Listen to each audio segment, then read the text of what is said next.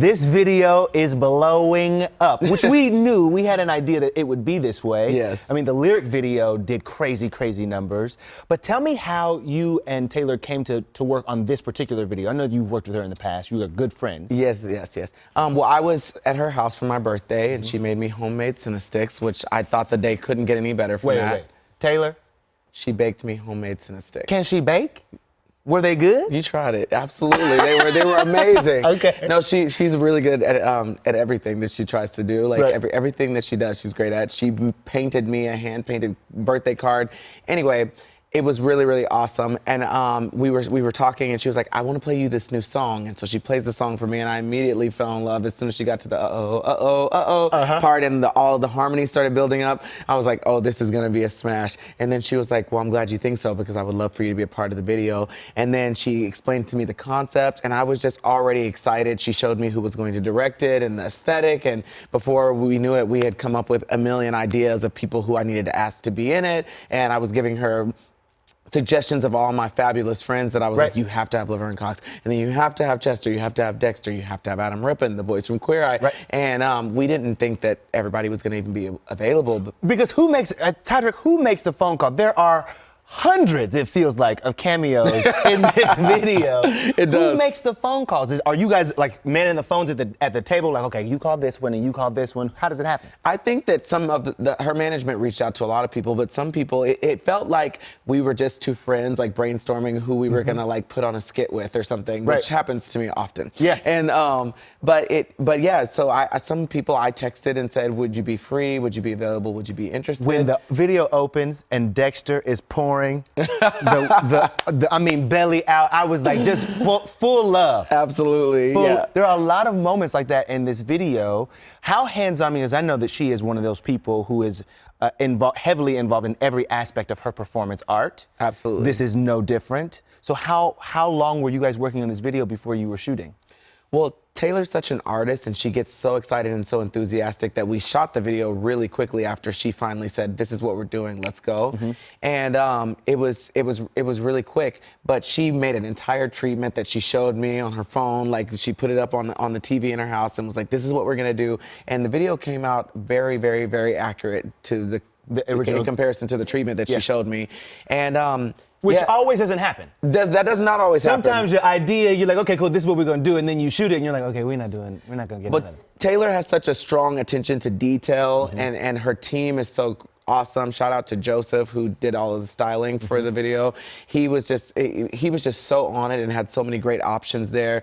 And she just kept saying, whatever makes you feel comfortable. Some people would be like, I really want to wear this. And I've never seen an artist go and say, like, well, if that's what you want to wear, then that's what you wear. But she was very adamant about it being that everybody needed to wear something that made them feel super comfortable. So talk to me about the choice for Billy Porter, because he went full out for his look. Well, I don't know that Billy Porter knows how to do anything that's not full out. True that. So I don't think that is a shock to anyone. In fact, I thought this was a subtle look for him. But you know, Billy, whenever she said something about the step on my gown thing, we were like, if you can get Billy Porter to do this, you have to get him to do it. And when I saw what he was wearing, I was like, of course. And it wasn't expected. Like what he was wearing, his hair, I'd never seen him dressed that way before. But I love the way he reinvents himself every time he's on the red carpet or at an event. I just saw him last night at Broadway Bears in New York, which is where I was, and he had this fabulous purple outfit on. He's just, you know, like a human peacock and just a ridiculously talented human being, and I'm so happy that he was in the video. I took over for him in Kinky Boots on Broadway. I know. And I mean, I'm friends with everybody that was in this video, so this was the most fun. And Taylor said this as well. She was like, this is the most fun I've ever had on any set and any video in my entire career. Party. In fact, the people from her team were like, Todrick, can you get Taylor to come back to her trailer for hair and makeup? Because she didn't want to leave the drag queen. She was hanging out in the room with the drag queens all day. And we were like, we have to work. We have a video to shoot. It's an incredible thing. I think we talked about this. It's no accident. This is also pride.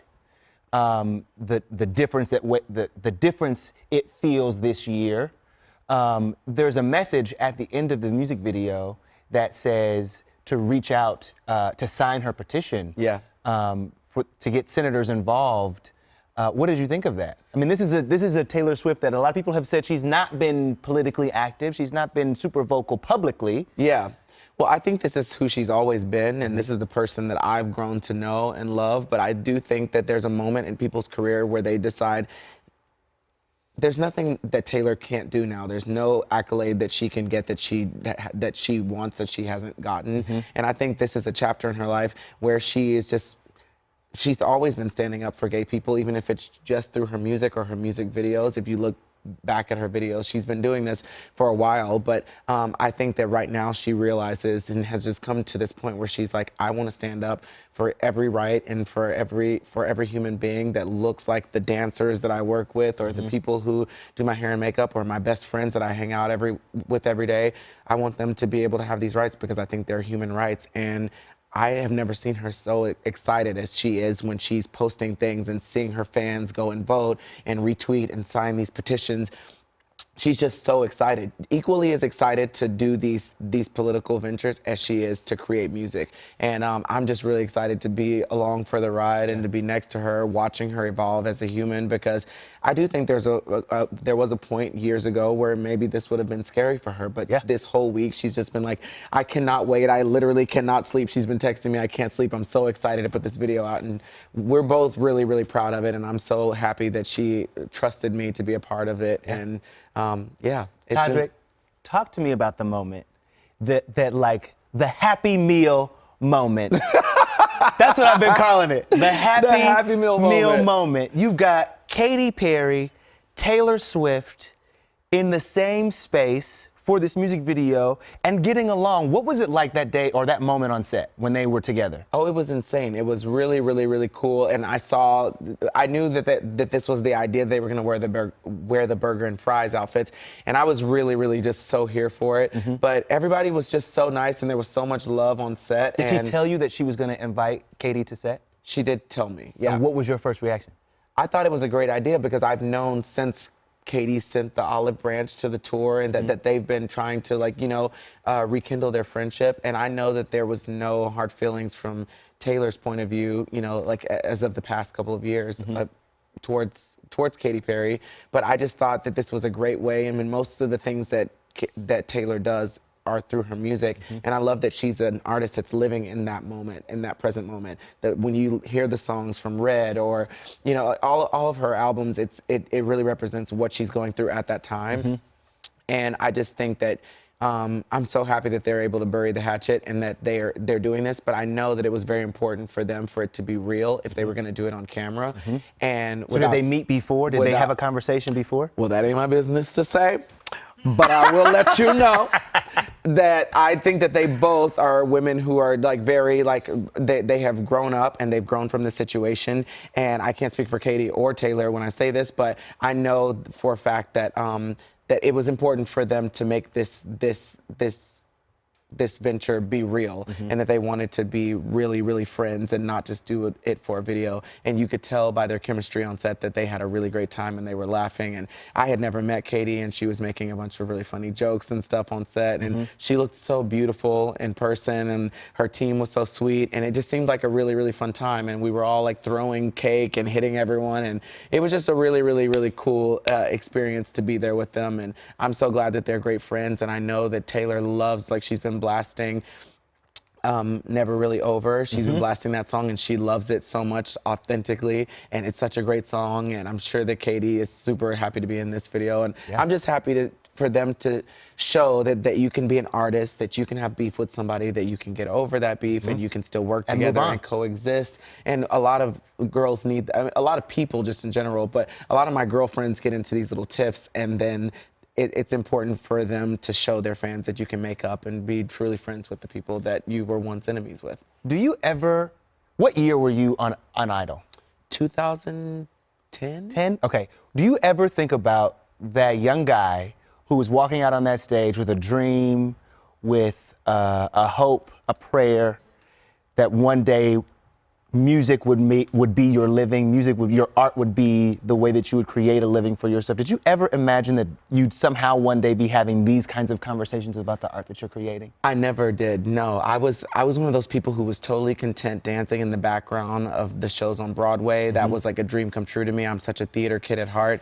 And I was just really, really so grateful to be doing that. And the fact that I have been able to do this and be my authentic self. I remember when I was on American Idol, they always used to say, make sure you appeal to middle America. And I didn't know what that meant. Was that kind of a hint to you to not be as It felt big like that. as you are, or not to be as you as you are? As fabulous as I am, that's the word you're looking for? No, I mean, because I think about what that might have felt like for you to walk out on that stage wanting to give it your all, and then also still feeling like you had to hold it back. I always felt like that. And I remember today I was talking to Taylor on the phone, and I was saying, I remember getting up, getting dressed, because I was a cheerleader in high school, and being so excited because I loved my outfit, and my shorts were so short, and I was so excited to wear them to school. But I also remember getting out of my mom's car and inhaling really big and being like, this is going to be a scary thing for you because people are going to make fun of you, people are going to judge you, and having to be brave enough to walk into school and like have people look at me, and being the only male cheerleader. I was an openly gay black man at 14 years old, and it was not a cool thing to do at that time. And I'm just so grateful that the world is progressing. I mean, would it be awesome if it was progressing more quickly? Yes. Would it be awesome if there were a lot of openly gay black people on the radio? That would be awesome. But I'm really happy with the steps that we are making, and the fact that we can talk about being openly gay on national television is a humongous deal. And that was not happening when I was growing up. This conversation would have never happened on this show, on this network at that time. And now it's a world where a little kid sitting in Texas can be watching the TV and see someone that looks like them and say, I can do that too. And if I'm a person that even gets to play the smallest of parts in doing that, it means the world to me. So I'm so glad that I have a platform where I can be my true authentic self, inspire people, educate people about what love and diversity and acceptance is. And also that I have a friend who's doing that on such a huge level with her music and with this video. It's just gigantic to me. The fact that it played on Good Morning America, and you know, it's a huge deal, and it shows that the world is changing. I've never seen so many pride flags, so many windows dedicated to the Uber. You see the rainbow flag. It's just everywhere you go, you see it. And I am doing 14 prides this season. I've been performing at all the prides. Wild. And I remember when I first came out, seeing just gay people everywhere I went at Pride. And now I see little kids that are 4 years old with their parents holding a Pride flag, with their hetero parents, a mom and a dad, taking them to the Pride parade, because that's just where the world is right now. Halle Berry told me that she took her kids to the Pride parade because she just wants that to be normal for them. I love that. Oh, don't have me crying on TV. I mean, but seriously, right? Like I can't think of a time where, I know that still so much needs to change, but I can't think of a time where you could see so much change also. Yeah. And it's so great. And right now in this current political time, we need things like this where you can see the change. Yeah. And I just could not be more thrilled. I'm such like a wuss these days, and like I'm always just on the verge of tears because I think it's so beautiful, and it's something that, you know, so for so long we've been fighting for, and it seemed like it might not happen. And it's definitely happening in a big way, and I'm just so excited. If this is where we are now, who knows where we're gonna be 5 to 10 years from now. I'm hoping there will be a Disney movie someday with two princes that fall in love or something like that. I think the world is going to be ready for that. And I always knew that would happen, but I didn't think it'd be in my lifetime. And now I very much so believe that it's going to be in my lifetime that I see things like that happen. I'm gonna tell you right now, Storm Reed is a part of a project that you definitely need to hear about. Okay. Well, Storm, give me a call, honey. You hear me? It's so good to see you. We are such big fans of you here. Thank you. Couldn't wait to have this conversation with you, brother. So excited for you. Thank you very much. Can't wait to come back. Indeed. Bye. Happy Pride Month, everyone. Right? Love it. If you love that video, you're gonna love everything on the Access YouTube channel. So hit the subscribe button. You can thank me later. Hit it. Now. Thanks.